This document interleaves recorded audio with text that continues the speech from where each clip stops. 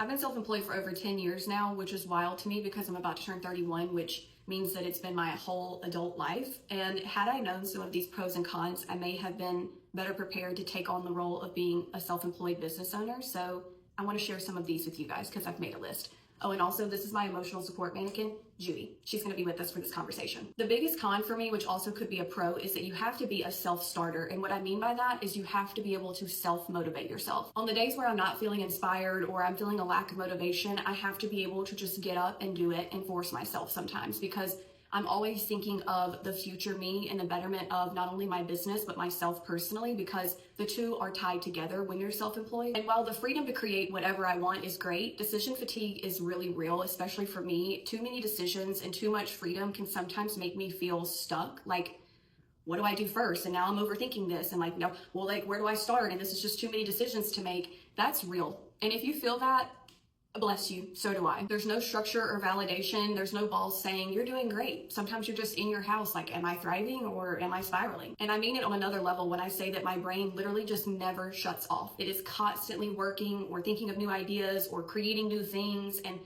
it just never shuts off. And that's extremely hard for me to be able to just be off. You literally have to wear every hat that's placed onto your head. Creator, admin, editor, HR, emails, it never stops. You are the runner and the hat wearer of your entire business. A big one for me that I still have not overcome is that rest makes me feel sometimes like a failure, and I feel really guilty about taking it because I tell myself if I'm not constantly working at my goals, they're gonna be taken from me. And that's just not true.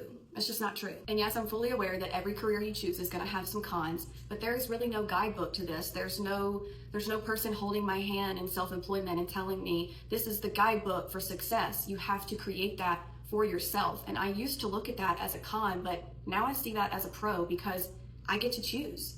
I get to be my own ringleader. I get to be the leader of my life and the leader of my business. The creative freedom that I have to build whatever I want that works for me is a pro. The flexibility to create a life that I want that works for me and work around that is a pro. Like some days you're a morning person and some days you're not even a person until 2 p.m. Being self-employed lets you completely adjust your schedule and make it work for you. I also have the ability to say no to things that don't benefit me or my business, which is a gift. And the biggest pro for me is that my wins feel bigger. They're all mine. And the confidence that I have in myself can only be contributed to my successes and my failures as a self-employed person. So I love it here.